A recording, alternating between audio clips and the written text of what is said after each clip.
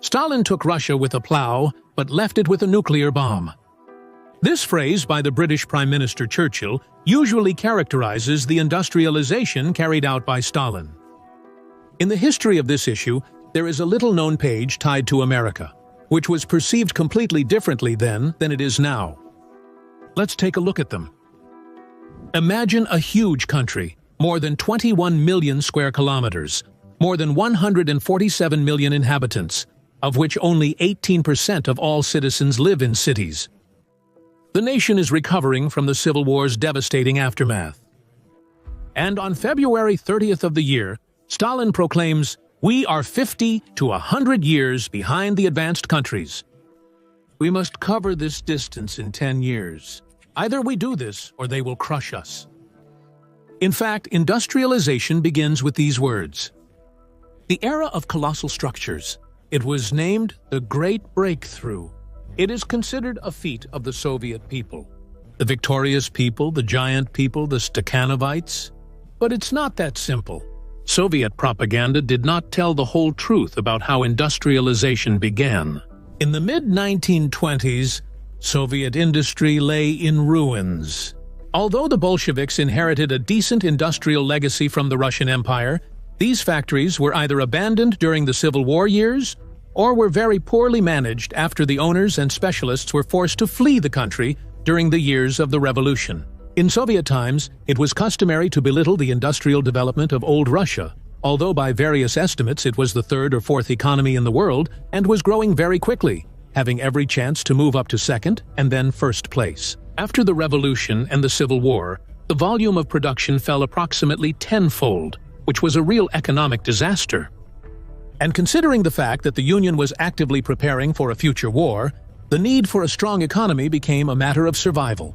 In 1927, at the 15th Congress of the VKPB, a decision was made to create a 5-year plan for the development of the national economy, which marked the beginning of the policy of industrialization. In April of 1929, the 5-year plan was approved by the country's top leadership and became the direct guide to action for all sectors of the economy. Stalin set the task to cover in 10 years the distance that leading countries had covered in 150 years. In the field of heavy industry, of course, because it is directly related to military potential. But reality stood in the way on a massive scale. In the Soviet Union, there was no capital for the modernization of the economy, almost no engineering staff, and the higher education system, which had produced many highly qualified specialists before the revolution, was completely destroyed. The first task was solved with the help of collectivization, which allowed, on the one hand, to get a guaranteed output of necessary agricultural products, and, on the other hand, to transfer millions of people freed from small-scale peasant farming to work in other sectors of the economy. In addition, a large part of the Union of Soviet Socialist Republics, its gold reserves was spent on purchases abroad. And to cover extraordinary expenses, even wide sales of art masterpieces began. To solve the second issue, the problem of personnel, in the 30s, universal primary education was introduced, and a system of technical specialty training began to be created, and universities and institutes began to be restored. Thus, by the beginning of the 30s, money was more or less found, and the first Soviet engineers began to appear. However, the last unresolved problem remained: how to build new factories. If minimally competent specialists for factories could still be prepared at an accelerated pace, it was simply impossible to fulfill the loss of national engineering and design schools. And here, the world bourgeoisie came to the aid of the Soviet Union. The continuous oil boom of the 1920s ended with the fact that in 1929, the world economy collapsed. The era of the Great Depression began. And of course, it didn't start on its own, by the wave of a magic wand. Recently, Zhang Jun, China's permanent UN representative, called for an international investigation into U.S. crimes. And interestingly, among the extermination of Indians and the killings of civilians in Iraq, Afghanistan, Syria, the Great Depression was also mentioned. The Great Depression is referred to as the global economic crisis of the 1920s to 30s. This crisis led to the collapse of many world economies and gave rise to numerous social problems.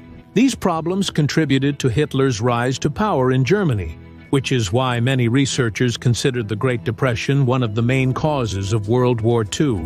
At the same time in the West, and partly in our country, the viewpoint is widespread that the Great Depression was caused exclusively by economic problems, specifically a production crisis. And not so much is heard, for example, about the agreement on the London and New York stock exchanges. Well then, let's take a look at this. It is believed that the economic crisis was the result of a catastrophic fall in stock prices on the U.S. exchanges in October of 1929. In reality, the stock market crash, known as the Wall Street crash, was triggered by another event. A month before the American stock market crash on the 20th of September 1929, another exchange, the London one, collapsed.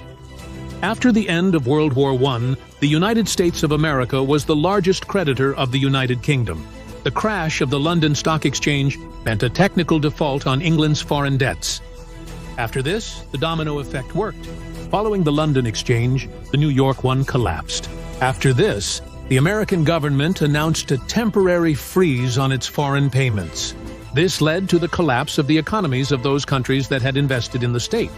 The circumstances of the London Stock Exchange crash were investigated by the Office of the Attorney General of England and Wales, after which a court process took place. The court determined that the stock market crash in London, and therefore in New York, was the result of fraudulent actions by several brokers. All of them were sentenced to various terms of imprisonment for fraud and document forgery. But soon they were released and continued to successfully conduct their business. So the words about the crisis of overproduction, superficially speaking, or to put it bluntly, are simply pronounced to distract and create a smokescreen. In reality, even legally, the fact of the agreement was established. The point is that it was not about the agreement of a few brokers, but about an international agreement of a whole range of Anglo-American bankers. The fact that the convicted brokers were in constant contact with the Bank of England's management speaks in favor of this situation. In addition, half a year before the crisis, on March 25, 1929, the Federal Reserve System of the United States of America officially warned about the presence of fraudulent speculations with shares on the New York and London exchanges. The Federal Reserve System statement directly spoke of the threat of a stock market crash. One detail, having announced this, the financial regulator did nothing to prevent this catastrophe. But we'll get back to this a bit later. And now let's look at some other facts. In the States, about 45% of banks went completely bankrupt, depositors of which lost funds amounting to more than $40 billion, which is about $660 billion at current prices. Over several months, the American middle class completely disappeared, and in its place, an army of unemployed formed. The number of unemployed rose from 3% to 25% of the working population. The situation for those who managed to keep their business, their job, was slightly better. Their average income fell by 60%. Overall, the poverty line was crossed by 40% of the working population. Here, for example, is a color photograph from those years. The poster reads, "One know 3 trades, speak 3 languages, fought for 3 years, have 3 children, and have been doing nothing for 3 months. All one need is one job." And someone wrote such announcements. One'll sell this car for $100. One need cash, lost everything on the stock market. To all this was added a severe drought, which hit the United States of America and caused mass starvation. In West Virginia, Illinois, Kentucky, and Pennsylvania during this period, up to 90% of the population was starving. The death toll from starvation remains undisclosed, but the dry statistics testify to a demographic collapse. If in the relatively prosperous 1,920 EPUJS the population growth in the United States of America was 16 2/10%, then in the 1,930s it collapsed more than twice to 7 3/10%. Against this backdrop, federal structures not only did not take any steps to alleviate the depression, but, on the contrary, began to suppress those who called on the government to develop a program to overcome the crisis. The most striking was the crackdown on participants in the Hunger March in Washington in July 1932. Its participants, veterans of the First World War, only demanded to regulate the problem of non-payment of funds, due to them under contracts with the U.S. Army. Their actions were exclusively peaceful, and they themselves were unarmed. Nevertheless, the government sent tanks against them, followed by regular army units in gas masks.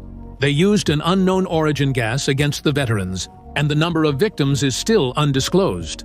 From the point of view of maintaining order, this and similar actions made no sense. The point was to scare the society on the eve of the main stage of the gold confiscation from the population. In April of 1933, President Franklin Roosevelt signed a decree on the de facto confiscation of gold from the population and organizations in bullion and coins. Formally, the government had to pay compensation for voluntarily surrendered precious metals at a price of about $21 per troy ounce. Considering the aggressive devaluation of the dollar, this price was almost 3 times lower than the actual cost of the surrendered gold bullion. Meanwhile, some of the population simply had their gold confiscated without any compensation. But why was such a large-scale and blatant robbery necessary? 2 goals can be identified. The Great Depression enabled the elimination of competitors. Several thousand banks that owned packages of shares of the Bank of England and the Federal Reserve went bankrupt. Another goal was to create a gold reserve to secure a new world currency. In the 1920s, the United States of America, having become a world creditor, approached the full conversion of the dollar into a world currency. Only one step remained, and to achieve this, it was necessary to back the Federal Reserve's unit of account with significant gold reserves. Gold mining was at a low level at that time. Therefore, looting of the population was chosen as the most effective method. In the conditions of crisis and general impoverishment of the population, the gold reserve of the Federal Reserve doubled. According to official data, at the start of the Great Depression, it marginally surpassed 5,500 tons, and by the end, it reached 10,500 tons. In connection with all this, it is interesting that the head of the Federal Reserve, Ben Shalom Bernanke, openly admitted the guilt of the Federal Reserve System in 2000's second year. In a public speech in honor of the 90th anniversary of economist Milton Friedman, he agreed that the Great Depression was orchestrated by the Federal Reserve System. Here are his words. "One would like to say to Milton and Anna regarding the Great Depression, 'You're right, we did this. We are very sorry. But thanks to you, we won't do it anymore.'" Of course, these words were said quite ambiguously. It was meant that this was done unknowingly, as if unintentionally. However, the fact remains a fact. The words were spoken. This was his response to the accusation of Nobel laureate economist Milton Friedman, who, together with co-author Anna Schwartz in the book A Monetary History of the United States, directly blamed the Federal Reserve for the Great Depression. In particular, Friedman asserted that the Federal Reserve System was created to prevent what actually happened.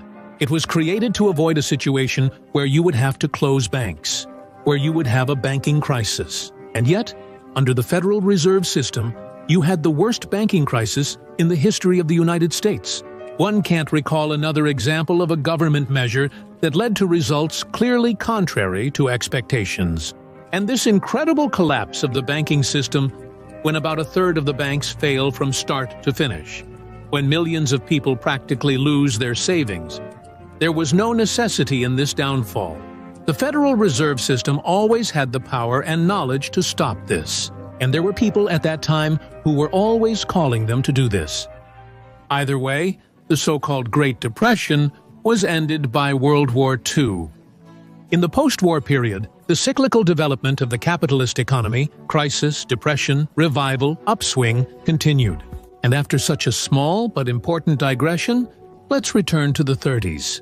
By this time, the industry of the West, primarily the United States of America, had reached a prominent level, including mass implementation of standard design, conveyor production, automation, and widespread use of machines and complex equipment.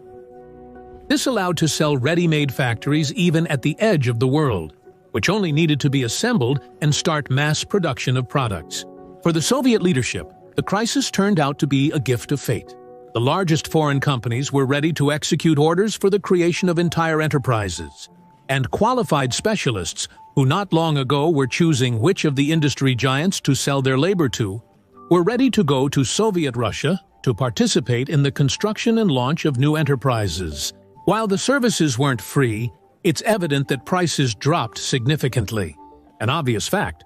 For purchases and negotiations in the United States of America, the joint stock company Amtorg was created in 1924, formerly a commercial organization. In fact, a substitute for a diplomatic mission, since until 1933, the United States of America did not recognize the Soviets and officially did not conduct any business with them. Initially, Amtorg served as a cover for Soviet intelligence, but with the launch of industrialization, it turned into a powerful pump that pumped knowledge, personnel, and production out of America, sending all this to the Union of Soviet Socialist Republics. As soon as the global crisis began, it immediately began to publish in newspapers about the presence of many vacancies in Soviet industry. To improve the qualifications of Red engineers, the American Technology and Industry magazine was published, and company employees, of course, did not disdain industrial espionage. For example, with the onset of the Great Depression, Ford's representative Charles Sorensen came to Soviet Russia, and after visiting the Putilov factory, he was surprised to find that Ford mechanics were illegally assembling American tractors there, which were coming out of the enterprise under the brand Red Putilovets. However, the workers failed to reproduce all the details of Ford, and the quality of the Soviet copies was much worse than the American originals. But the government was very serious about carrying out an industrial revolution in the country. Therefore, in 1928, a group of Moscow engineers came to Detroit and made an offer to the company to draft the designs of production buildings and train Soviet specialists in this for a cosmic sum of $2 billion at that time. Today, that would be about $25 billion. For Albert Kahn, essentially the father of Detroit industry, this was the biggest contract. And of course, he agreed. And so in 1928, he was in Moscow, the genius designer of Ford factories, the head and owner of the largest design company in the world, which could develop documentation for a factory of any scale, and then ensure the entire production and launch cycle. This American of German descent can be considered the author of Soviet industrialization. The actual branch of Albert Kahn's company in Moscow, for secrecy, was called Gosprochtstroy. It was revived by George Scrimger, an employee of Kahn's company. 25 Americans and 2,500 Soviet engineers studying Western experience in designing and constructing large industrial facilities worked in it. Under Kahn's plan, a program for the construction of industrial facilities was developed for the first 5-year period. Another design company, Demok, already German, also had an office in Moscow, disguised as the Central Bureau of Heavy Machinery. A striking fact, the last rolling mill or blooming Demok at the Magnitogorsk Metallurgical Combine was only dismantled in the 5th millennium. A large part of the enterprises built during the industrialization years are the offspring of Kahn, whose specialists created the most detailed documentation for such giants of Soviet industry as tractor factories in Stalingrad, Kharkov, Chelyabinsk, foundries in Dnepropetrovsk, Magnitogorsk, Sormovo. All factory equipment was made in the United States of America and then sent by steamboats to the Soviets, where under the control of KAN people in the pre-built factory walls, production was assembled and launched. The Kahn Company designed and set up almost 600 enterprises, and in total, with the help of foreign companies, 1,500 factories were built in the Union. Here are a few examples. The design of the Stalingrad tractor plant was ordered by Armstrong to Albert Kahn in 1928. The plant was designed in the shortest possible time, built in the United States of America, then disassembled, transported to Soviet Russia on 100 cargo ships, and assembled in 6 months under the supervision of American engineers. The Americans understood perfectly well that the STZ has a dual purpose and is related to military objects. For this reason, the deal was not particularly publicized, as the CAN wanted to maintain the confidentiality of its participation in the project. However, the prospects of cooperation in the conditions of economic decline in the United States of America encouraged the CAN company to continue working, as the Soviets paid correctly. And the next big order was the construction of the Chelyabinsk tractor plant. On May 29, 1929, the Soviet People's Commissars adopted a resolution on the construction of a tractor plant in the Urals. The location for this was ideal. Kopeisk was supposed to provide the plant with cheap fuel, Chelyabinsk power plant with necessary energy, and the Magnitogorsk metallurgical combine growing on the slag with pig iron and coke. The production capacity of the enterprise was determined at 40,000 machines per year. In terms of production volumes, CHTZ was supposed to exceed the Stalingrad and Kharkov tractor plants combined by 1.5 times. The Soviet Union itself could not independently design such a grandiose enterprise, so it turned to the same KANU for help. In Detroit, the Chelyabinsk Tractor Plant Design Bureau was organized, in which 40 Soviet and 12 American specialists worked together on the general plan of CHTZ. On June 7, 1930, the composition of the general plan of the Chelyabinsk Tractor Plant was completed. And already on August 10th of the same year, in a festive atmosphere, they laid the foundry, blacksmith, and mechanical assembly shop. 307 companies from Germany, the United States of America, France, and England took part in the equipment of the Chelyabinsk tractor plant. Of course, Soviet enterprises did not stand aside. The construction of the Chelyabinsk tractor plant took only 3 years, and on the 1st of June 1933, the grand opening of the Chelyabinsk tractor plant, named after Stalin, the largest project in the Union of Soviet Socialist Republics, took place. The Union of Soviet Socialist Republics government approached the construction of the Kharkov tractor plant with some already developed experience. Initially, it was planned that the new enterprise would be a copy of the Stalingrad one. However, the chief construction engineer, Leon Ivis Swadzian, an American of Armenian descent who lived in Turkey before emigrating, encountered a number of difficulties, particularly with steel supply, so the project had to be redesigned and use reinforced concrete. To adapt the STZ-5 in Kharkov, about 100 specialists from Gospodstroy were sent, whose work was supervised by Moritz Kahn, brother of Albert Kahn. The designers managed to solve the problem with the supply of necessary tools. They simply produced them on site. The first to be launched was the tool shop. In this way, the factory was sort of building itself. It was a major challenge for both Soviet and American builders. They couldn't, as they were used to, just order everything necessary from catalogs and calmly wait for delivery on time. What could be made on site had to be made independently. In the end, overcoming all obstacles, the factory was opened on the 30th of September 1931, less than 2 years after the start of construction. On the 1st of May 1990, the Supreme Soviet of the National Economy of the Union of Soviet Socialist Republics and an American company signed an agreement on technical assistance in organizing and setting up mass production of light and heavy vehicles. The choice of designer was obvious, as Kahn had practically built Ford factories in the United States of America. During the construction of GAZ, a decision was made to build a factory for the screw assembly of Fords. This enterprise became the State Auto Assembly Plant, named after the Communist Youth International, effectively a branch of GAZ.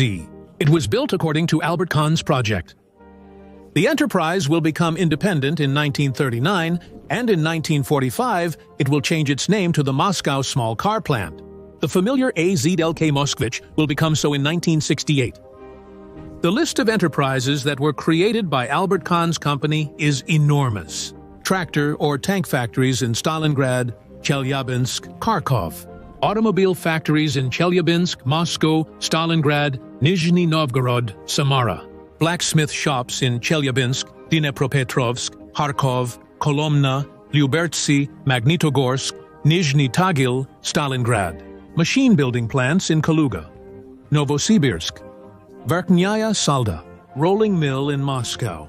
Foundries in Chelyabinsk, Dnepropetrovsk, Kharkov, Kolomna, Lyubertsy, Magnitogorsk, Sormovo, Stalingrad. Mechanical workshops in Chelyabinsk, Lyubertsy, Podolsk, Stalingrad, Sverdlovsk.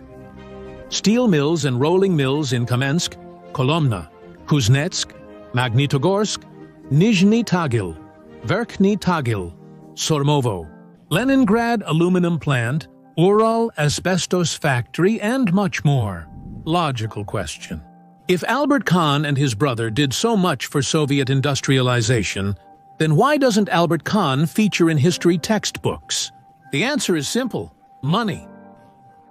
Those $2 billion that were allocated by Albert Kahn's company for industrialization in the Union of Soviet Socialist Republics, the country earned by selling bread. In August 1930, Stalin wrote to Molotov, "Mikoyan reports that preparations are growing, and every day we are exporting 1.5 million poods of bread. One think that's not enough. We need to raise the daily export rate to a minimum of 3 to 4 million poods now. Otherwise, we risk being left without our new metallurgical and machine-building plants. In other words, we need to frantically accelerate the export of bread." And they accelerated the export. In the 30th year, they exported 48 million tons of grain across the border. And in the 31st, already 52 million. At the same time, harvest collections decreased, and the country's needs grew.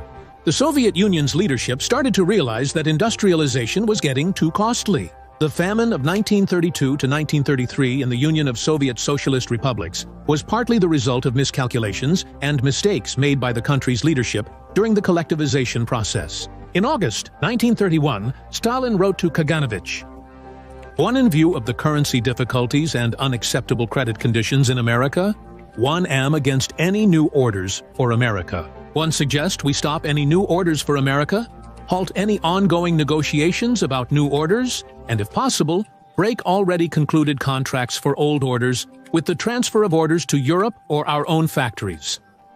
One suggests not making any exceptions to this rule, neither for Magnitogorsk and Kuznetsk-Stroy, nor for Kharkov-Stroy, Dnepro-Stroy, LMO, and Avtostroy." Lazar Kaganovich, after some time, writes a reply letter. It turned out that 80 to 90% of orders for Chelyabstroy can be placed in England. From this moment, the Union of Soviet Socialist Republics begins to reorient towards Europe, and the existing contract with the Americans is not renewed. Albert Kahn's attempt to personally secure a continuation and cooperation was unsuccessful in Moscow, and the company's employees left Moscow. The facilities designed by Kahn continued to be built and represented a significant part of the plans for the second and third 5-year periods. But the first to play a role in cooperation with the Soviets were not American, but European, primarily German firms. In 1935, 1,719 Germans, 178 Austrians, and only 308 Americans worked at Soviet industrial enterprises. But a significant American legacy was left behind.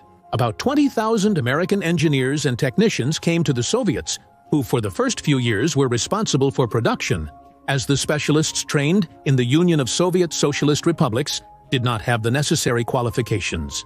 Over these 10 years, American professors have prepared 300,000 qualified specialists at work sites. Gauss-Brucht-Stroy, from 1929 to 1932, designed and organized the construction of 571 objects. Among the first results of the work of the new industry were many licensed and, including not very legal, copies of foreign samples, often quite outdated, on which it was not a pity to spend resources. GAZ-AA of the 30th year was actually Ford AA of the 26th year, and the more modern GAZ-M1 of the 36th year was a copy of Ford 40A of the 34th year. The representative car ZIS 100, on which from the 36th to the end of the 40s all the Soviet elite rode, was a complete copy of the Buick of the 32nd year.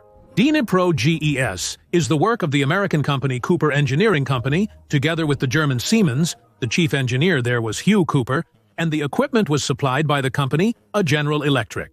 The modern Moscow AZLK is an exact copy of the Ford-type plant from the city of Dearborn. Magnetica is a clone of the metallurgical combine in the city of Gary, Indiana State. From the desire to reproduce the achievements of foreign car industry, the Soviet industry did not get rid until the very end of its existence. The wheeled tractor Stalinets 60, which was produced in Chelyabinsk from 1933. Copies of the American Caterpillar 60 from the year of 1925. The Combine Kommunar in Zaporozhye from 1930 was a clone of the Caterpillar Combine from 1928. The Perm Aviation Engine Plant made copies of the American Cyclone engine. It's interesting. Under what conditions did the foreign specialists live? In 1932, the number of foreign specialists, from engineers to skilled workers, reached a fantastic figure of 20,000 people, more than half of whom came from Germany.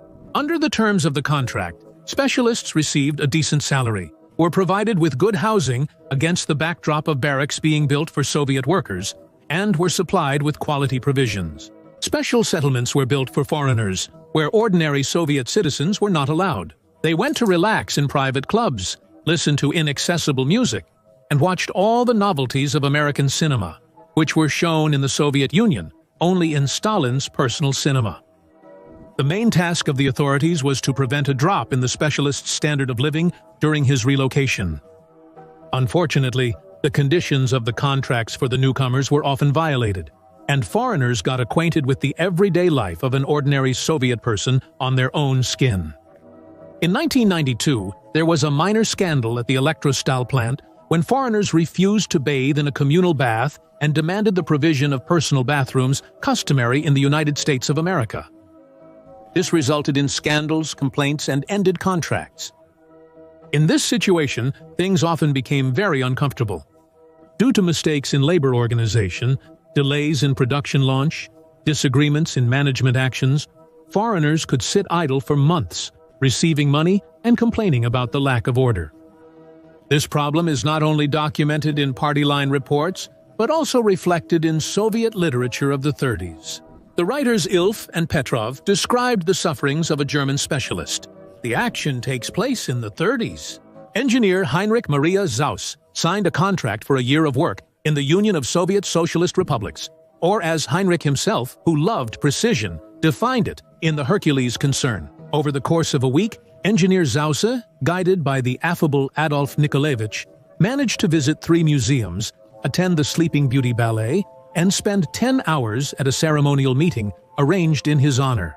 "Dear Tilly," the engineer wrote to his fiancée in Aachen, "it's already been 10 days since one have been living in Chernomorsk, but one haven't started working at the Hercules concern yet.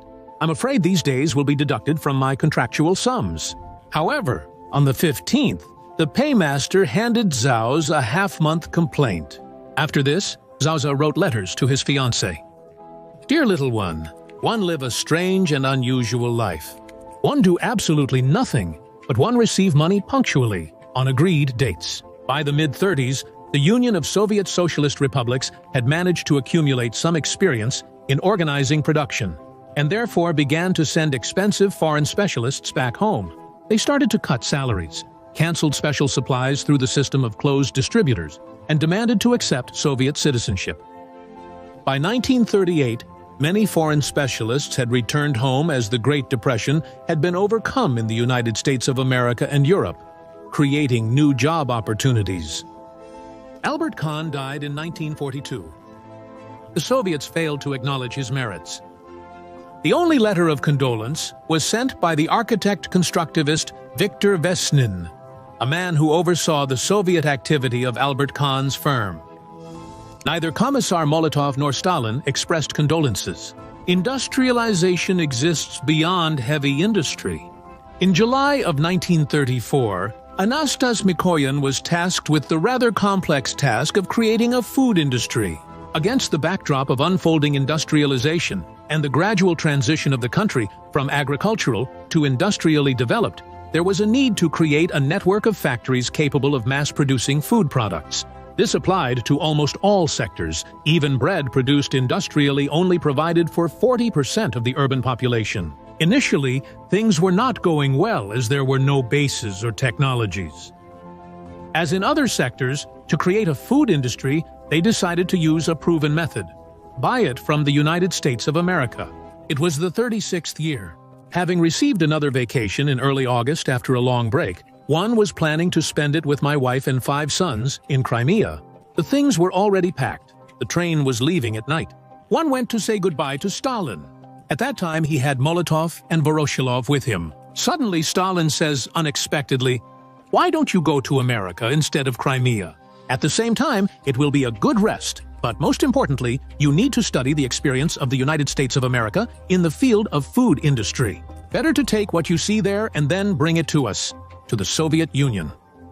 Anastas Mikoyan, quote, "After the abolition of the rationing system in 1935 and the gradual increase in agricultural production, the issue of processing and creating a sufficient assortment was acute. In Moscow and Leningrad there already were. And Elisev's stores, which received a new name, Gourmet. Similar stores were supposed to appear all over the country. However, it required to ensure a constant supply of ready-made products. Everything that the food industry had at that moment was morally and physically outdated equipment, which could not ensure not only the assortment, but even the minimum quality.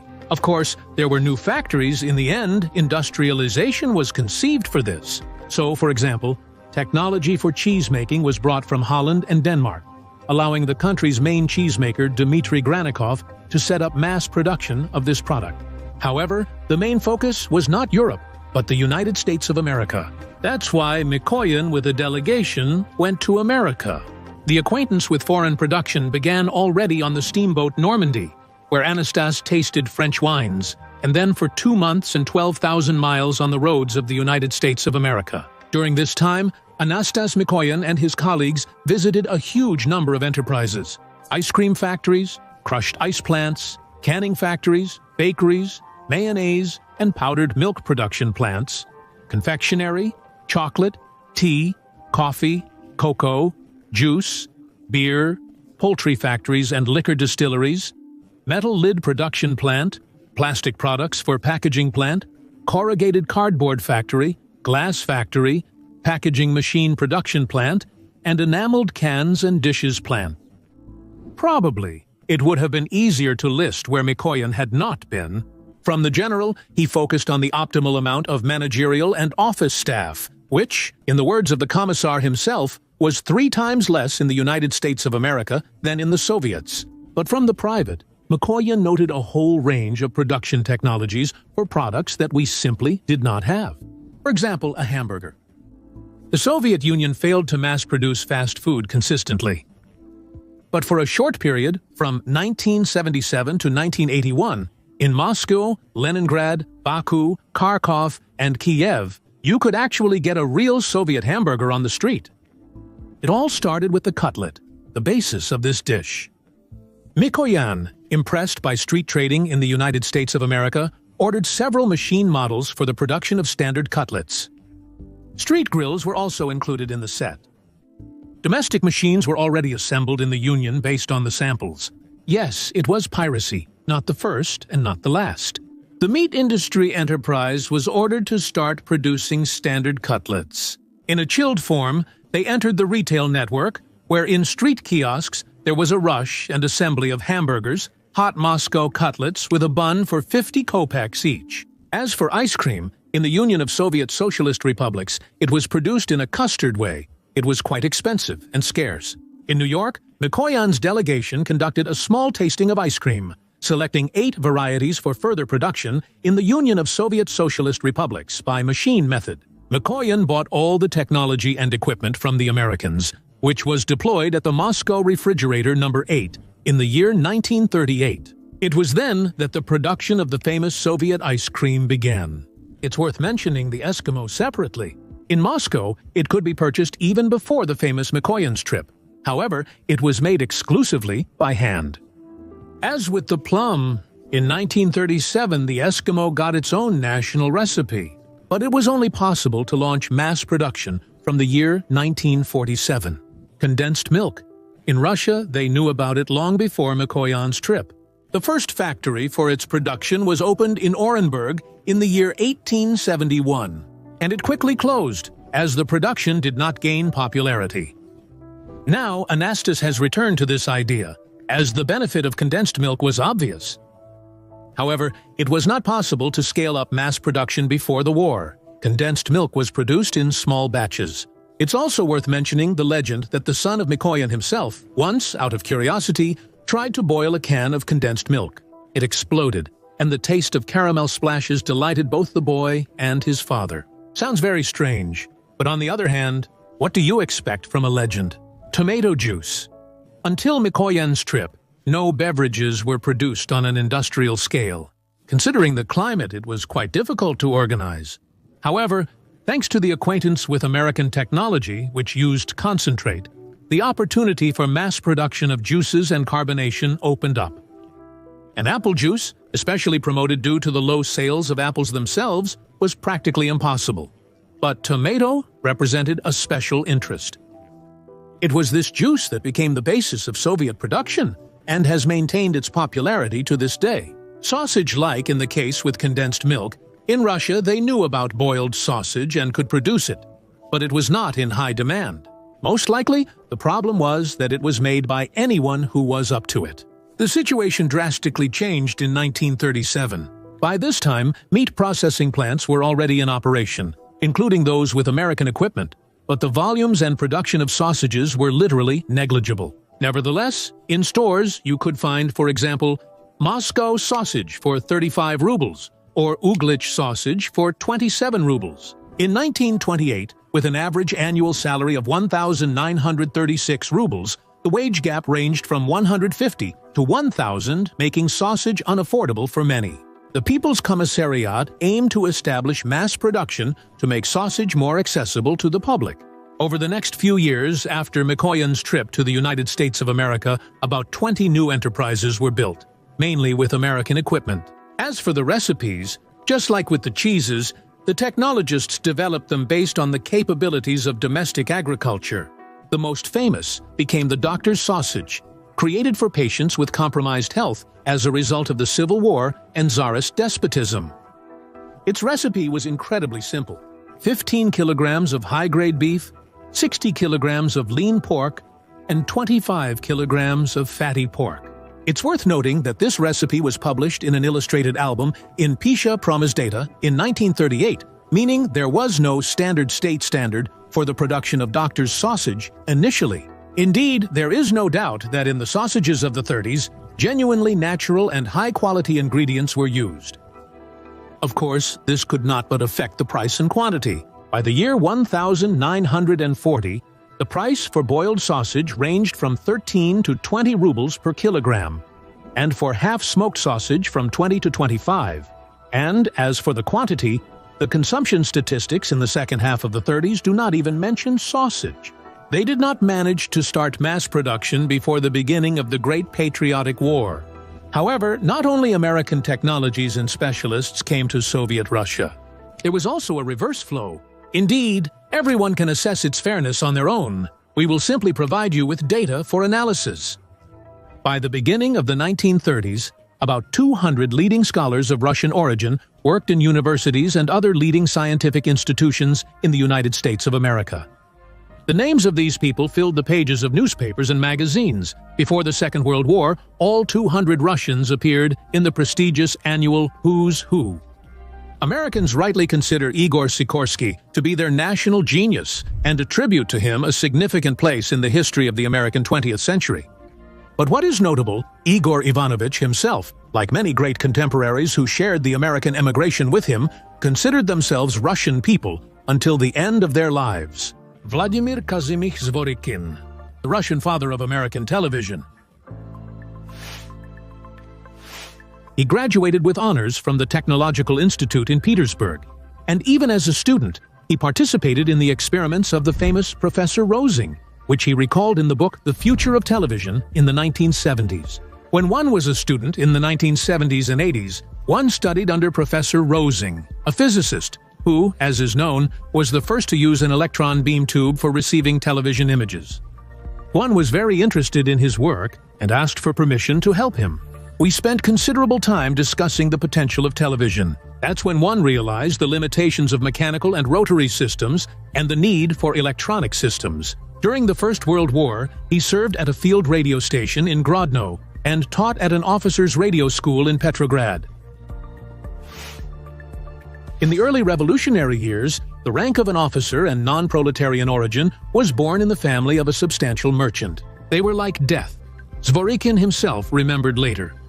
It became clear that there was no need to expect a return to normal conditions, especially for research work, in the near future.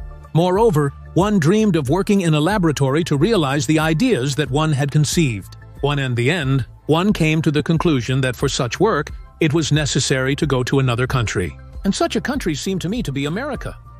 The last straw for the departure was the information that the arrest warrant for Zworykin had already been signed. He was promptly recruited by Westinghouse, the leader of the American electronics market. One admit, one hardly understood anything from that first story about his invention, but one was very impressed by this man, simply charmed by his conviction, one of his future employers would later say about the future inventor of television. In 1923, Zworykin filed a patent for an electronic method of transmitting images and completed the creation of a complete electronic television system a few years later. In 1929, he went to work at David Sarnoff, also from the Russian Empire, was working at Radio Corporation of America and invited Zworykin to head the electronics laboratory. And soon he presented the world with a high-vacuum television tube, which is now called a kinescope, as well as a transmitting electron beam tube, the iconoscope, capable of separating blue, red, and green colors in its beam and obtaining a color image. The iconoscope is a modern version of the human eye, then proclaimed by Vladimir Zworykin. In 1931, the first trial broadcasts were conducted in New York. Zworykin's perfected kinescope and iconoscope opened a new era in the development of radio electronics. Interestingly, when the Americans tried to attribute the title of the father of television to Zworykin, he was embarrassed. One invented the kinescope, and one claimed nothing else. Television remained the main scientific passion of Zworykin, but not the only one. He stood at the origins of the development of electron microscopy, became a pioneer in the application of electronics in biology and medicine, patented an invention in the field of electronic security and guided missiles, and during the Second World War, he was engaged, and again successfully, in the development of night vision devices and aerial bombs with an electronic guidance head. One of his colleagues called him a gift to the American continent. Vladimir Nikolaevich Ipatiev, the Russian father of the American petrochemical industry. After graduating from the Mikhailovsky Artillery School, he worked at the St. Petersburg University. In 1916, he became a member of the St. Petersburg Academy of Sciences. In the recommendation, signed by prominent scientists, Ipatiev's work is highlighted for its great diversity, unlike Saboti's work, who received the Nobel Prize in 1912. Russia has taken a new, more solid, unquestionably independent position in the field of contact catalysis. During the First World War, he dedicated himself to the development of methods of protection against chemical weapons and achieved brilliant successes. Lieutenant General Ipatiev led the Chemical Committee at the main artillery directorate, went to the front, checking the effectiveness of protecting soldiers from the effects of chemical weapons. In 1936, during a scientific mission abroad, academician of the Academy of Sciences of the Soviet Union, Vladimir Nikolaevich Ipatiev, learned about the persecution of colleagues on suspicion of sabotage and espionage. His close friend, Professor Shpitalsky, was imprisoned right after being elected a corresponding member of the Union of Soviet Socialist Republics Academy of Sciences. Ipatiev decided not to return to his homeland. The Russian non-returnee was offered to teach at 2 universities in Chicago and at the Evanston Research Center, and was provided with a laboratory. He invested all his earned money into it, inviting only Russians and Americans who knew Russian to work. Ipatiev's biggest discovery was the revolutionary method of oil refining he developed, known as catalytic cracking. It allowed for a significant 12% increase in gasoline output during oil refining. Another renowned invention of the Russian chemist was high-octane gasoline, which gave American aircraft a speed advantage during World War II. Ipatiev's contribution to organic chemistry and the American oil industry was so great that his American colleagues put him on par with Lomonosov and Mendeleev. And Henry Ford called Vladimir Nikolaevich one of the founders of the modern way of life in the United States of America. In 1937, Ipatiev was recognized as Man of the Year, bypassing 1,000 contenders for this title, became a member of the National Academy of Sciences of the United States of America, and, finally, in May 1939, was awarded the Lavoisier Medal, the highest award for outstanding chemists of the planet. Nobel laureate Wallstetter said about him, "Never in the entire history of chemistry has there been a greater man than Ipatiev." Only in 1990 did his homeland remember him, when the Academy of Sciences reinstated his rights as an active member. Georgy Bogdanovich Kistiakovsky, the Russian father of the American atomic bomb. Young Georgy failed to achieve anything significant in his home country. He rejected the October Revolution, viewing the Bolsheviks' rule as authoritarian. In the fall of 1918, he joined the ranks of the White Army. In 1920, he left Crimea for Constantinople. In 1921, after a short transit through Bulgaria and Yugoslavia, he ended up in Germany. He enrolled in the University of Berlin, completed a full course of study in just over 3 years, and became a doctor of chemical sciences. With the release of the monograph Photochemical Processes, George Kistiakowsky gained recognition in the scientific community. From 1930, he tied his career to Harvard University, also obtaining American citizenship. Here he became one of the best specialists in explosives, for which in 1941 he was elected a member of the National Academy of Sciences of the United States of America. In 1942, Kistiakowsky's research attracted the attention of the future creator of the atomic bomb, Oppenheimer. He invited the Russian to consult on explosions. By early 1945, a team of 600 scientists and engineers was working under the supervision of Mr. Kisti, as his colleagues called him. The first atomic bombs were made based on uranium, but even then the use of weapons-grade plutonium seemed more promising. However, plutonium-239 resisted exploding based on the principle used for uranium bombs. The future of the U.S. nuclear project depended on solving this problem, and Kistiakowsky brilliantly coped with the task. He developed baratol, a slow explosive, the action of which evenly from all sides with a force of 1,000 atmospheres compressed the plutonium sphere and squeezed it to the density of a critical mass, squeezing its halves one to another. As a result, a chain reaction was launched. Kistiakowsky's scientific discovery not only allowed to complete the creation of a working atomic bomb in time, but also to successfully test it. During the first nuclear explosion, only Kistiakowsky was allowed at his own ignition, according to reports. 21 days after the tests, 3 B-29 bombers flew towards Hiroshima. In 1959, Kistiakowsky was a special science and technology advisor to U.S. President Eisenhower. He died in December of 1982 from lung cancer. Necrologists noted the scholar's invaluable contribution to the development of nuclear weapons and the fight for peace. By the end of his life, he became one of the creators of the corresponding American committee. Vasily Vasilyevich Leontiev, the Russian father of the American economic miracle. In 1925, Vasily Leontiev completed his studies in philosophy and sociology at Leningrad University.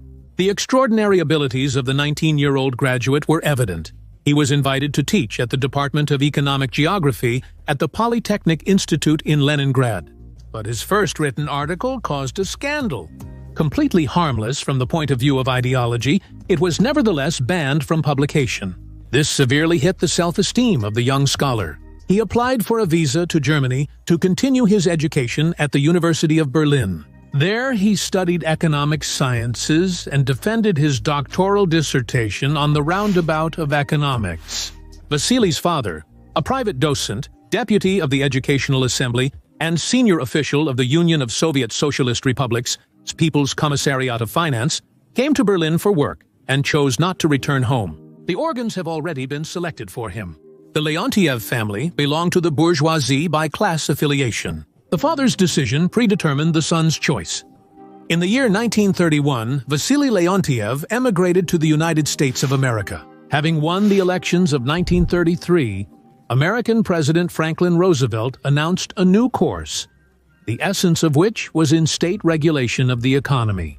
One of Roosevelt's main advisors was Vasily Leontiev. He honorably managed to help America overcome the Depression.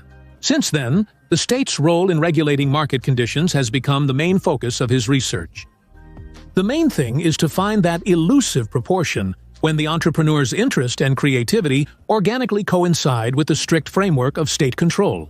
Leontiev first found that golden mean. He determined the exact coefficient at which market regulation becomes maximally effective. This required colossal research. The scientist gathered unique production, sales, price statistics, which no one before or after him possessed.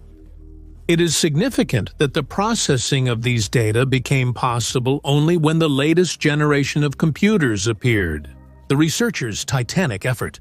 That's the base that allowed Leontiev to avoid mistakes in the forecasts. Vasily Vasilyevich named his method of economic forecasting cost output, for which he received the Nobel. And the prize of the year 1973. Economics is the same yacht. Until companies are allowed to make profits, the economy does not develop. The yacht won't sail without wind.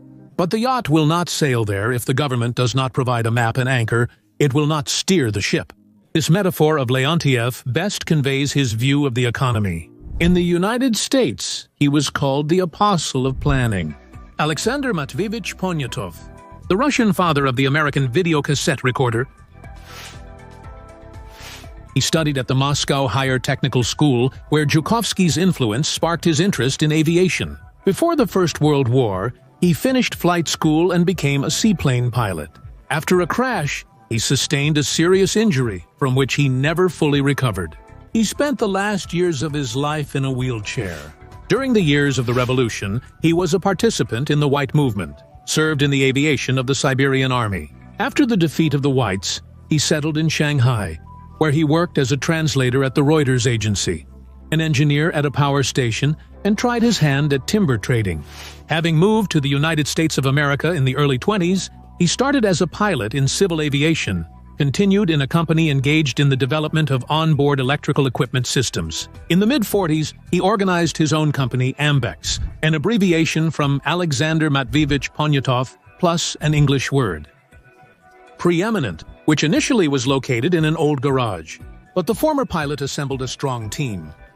Among the staff was, for example, soon-to-be-famous Ray Dolby, the creator of a unique sound system for cinema, which is equipped in all movie theaters around the world today.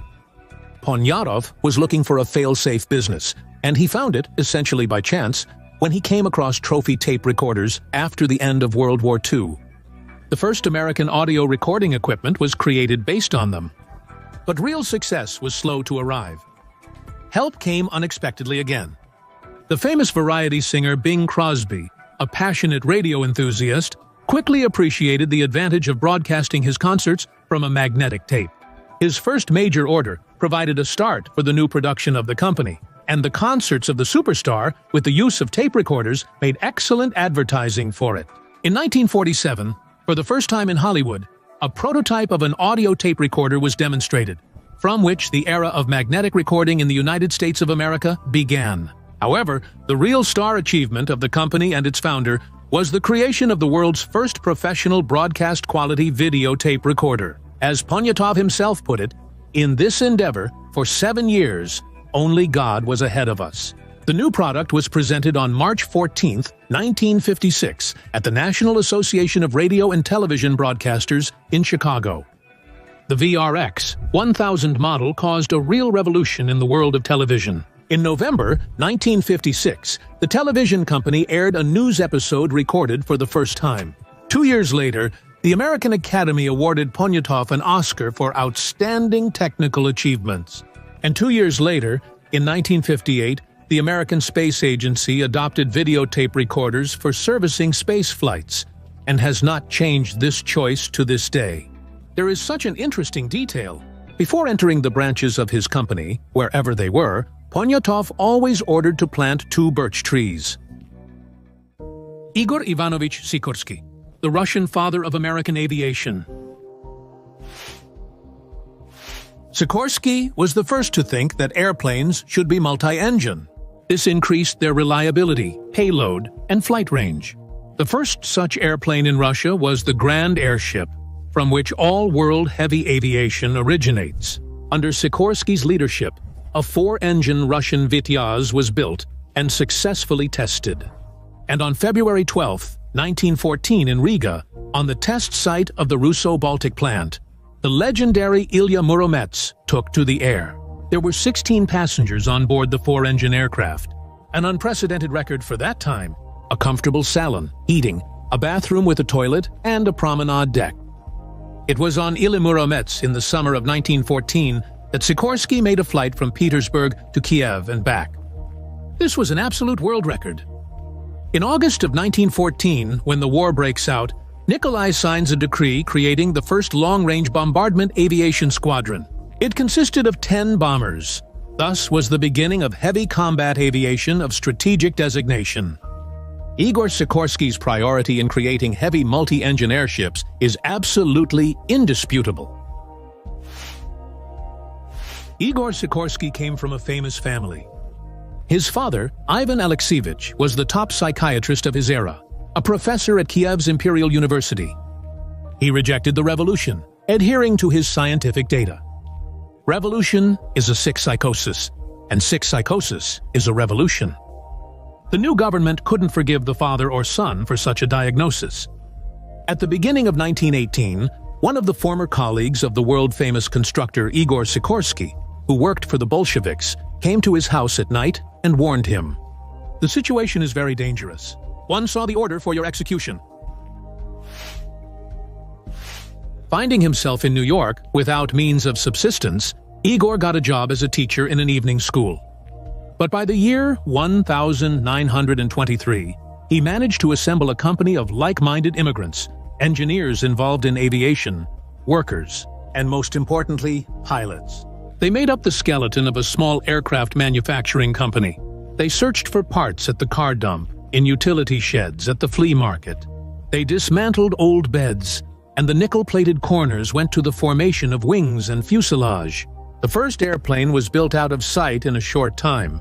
He became the embodiment of an indestructible Russian dream, not dying in the face of any circumstances. Sikorsky's company offered $600 for the air transport of 2 grand pianos from Roosevelt Field to Washington, where a piano evening with Sergei Rachmaninoff was planned. This money was the first labor income of the company. The workers received a salary. But most crucially, the transport proved a profitable advertisement for the aircraft's reliability, load capacity, and versatility. But for the next flight of his own fate, Igor Ivanovich chose a helicopter, which was in sharp demand all over the world. Expeditions vanished, alpinists plummeted into crevasses, ice floes swept fishermen out to sea, and sailors endured ordeals. On September 14, 1939, Sikorsky lifted a single-rotor helicopter with a tail rotor into the air. The machine turned out to be exceptionally successful. From that time until today, helicopters of this system dominate the world. In fairness, it should be noted that even Leonardo da Vinci and Mikhail Lomonosov dreamed of developing rotorcraft, and the single-rotor scheme, which Sikorsky brought to a classic state, was proposed 30 years before him by the notable Russian designer Yuryev. Sikorsky, like no one else, knowing the history of the helicopter and having created it himself, persistently reminded. The helicopter is a Russian invention.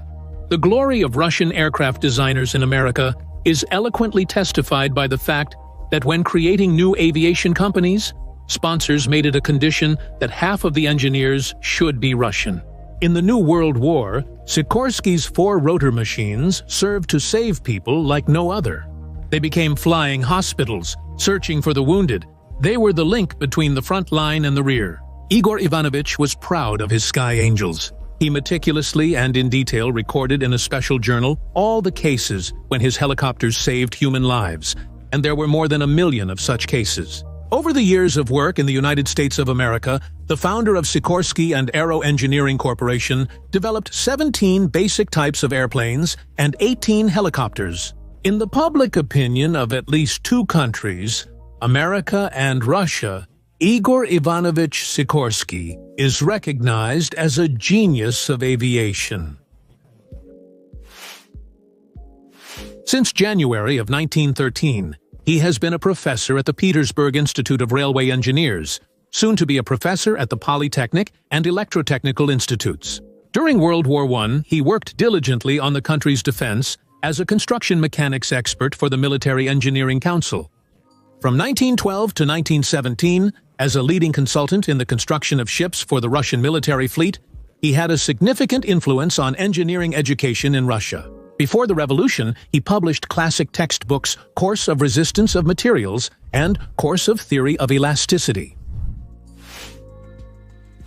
The reasons are typical: lack of prospects for applying their creative abilities. The decision to go abroad was made in the fall of 1919. After 3 years of wandering around Europe, he ended up in North America. He worked in the research department of Westinghouse, where Russian engineers, future celebrities Vzvorikin and Muromtsev, were already working. The newcomer's talent was noticed right away. He was constantly invited to the most prestigious auditoriums. Sergei Prokofyevich later wrote that this was likely the first time a course on the theory of elasticity was taught in the United States. He had a decisive influence on the establishment of technical education for American engineers. Becoming a professor at the University of Michigan, organized a summer school of mechanics for doctoral students and certified specialists in America. In essence, Timoshenko armed America's engineering elite. To this day, the Medal for Outstanding Achievement in the Field of Applied Mechanics of the American Society of Mechanical Engineers bears his name, Vladimir Ivanovich Yurkevich, the Russian father of American shipbuilding. He studied at the St. Petersburg Polytechnic Institute, and here, under the guidance of the distinguished engineer shipbuilder Konstantin Boklevsky, he began to develop his own ideas for ship hull design. Specifically, the water resistance to the ship's movement is significantly reduced if the cross-sectional size of the ship in the so-called center of pressure on the hull is reduced. To determine this center, Yurkevich proposed a formula, which became classic in world shipbuilding and forever changed the face of the fleet. A characteristic feature of ships of the new design became the bulbous bow shape, called the Yurkevich bulb. According to experts, the first Russian dreadnought Sevastopol, built in 1912 under the supervision of Yurkevich, was the first to implement the streamlined hull. He led the world in shipbuilding for many years. In 1916, Yurkevich developed a project for a submarine mine layer. He did not accept the revolution, but, being in Constantinople in 1922, he did not expect that he would leave Russia forever. Documents from his personal archive indicate that this step was largely prompted by the persistence of his first wife, Nadezhda Evgenievna, with whom he divorced in 1931 in Paris. What did he do in France? Yurkevich worked as a dock loader in Constantinople, organized a workshop for car repair. After long wanderings in France, he got a job at the Renault car factory. 6 years passed before the brilliant constructor was hired by the largest shipbuilding company in Penhoet. Yurkevich was waiting for his big surprise here. To my great surprise, when checking the data of the best ships, one noticed that none of them had achieved the results they should have if they had been designed according to my method. Soon, Penhoet received an order to develop a project and build the largest transatlantic cruise ship, Normandy. 5 years of painstaking work, precise calculations, checks, and famous hull trials, and designed by Yurkevich, were accepted. On the 20th of October, 1932, Normandy was triumphantly launched. The world press did not skimp on enthusiastic reviews. The new ship combined the grace of a yacht with the opulence of the Versailles Palace. Moreover, on its very first voyage, Normandy set a world record for the shortest duration of a transatlantic crossing and the highest average speed.